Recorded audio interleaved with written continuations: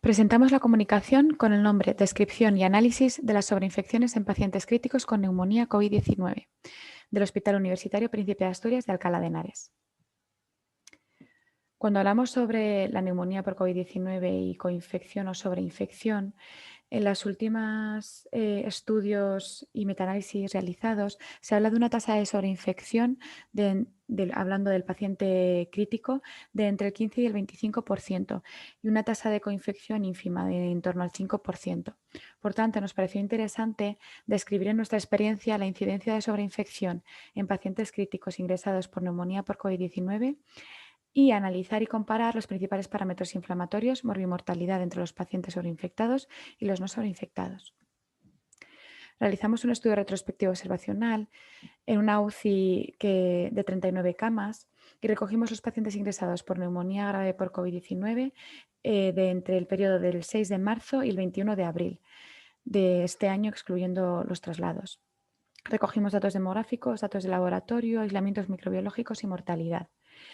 En cuanto a la concepción de sobreinfección, se diagnosticó al paciente como sobreinfectado ante una sospecha clínico-radiológica de tracobronquitis o neumonía asociada a la ventilación mecánica o un aislamiento por hemocultivos y por tanto una bacteriemia o aislamiento en orina.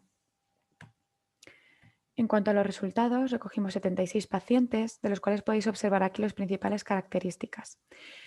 Encontramos un 67% de hombres con una edad media de 60 años.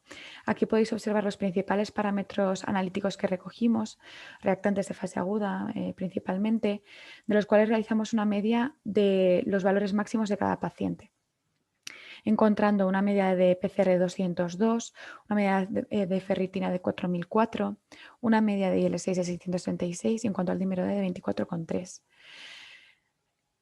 Finalmente tuvimos 45 pacientes diagnosticados de sobreinfección, esto es el 59%, más de la mitad de nuestra muestra, y fallecieron 34 pacientes del total de la muestra.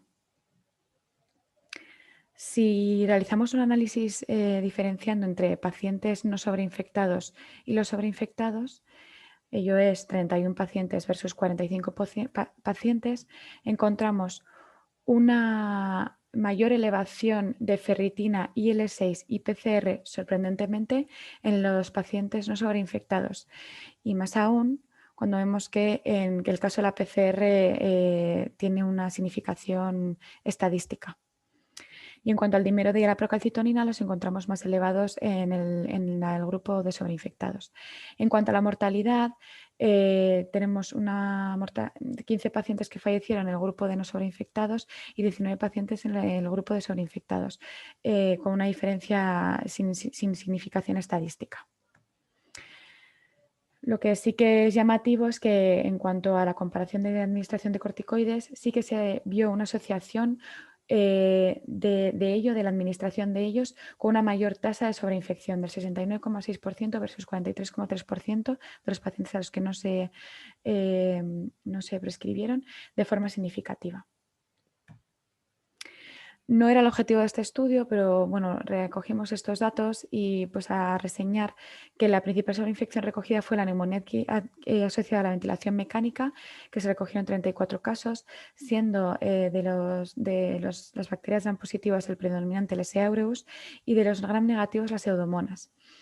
La siguiente sobreinfección más frecuente fue la bacteriemia, en la que predominaban los staph coagulasa negativos y, en segundo lugar, los enterococos.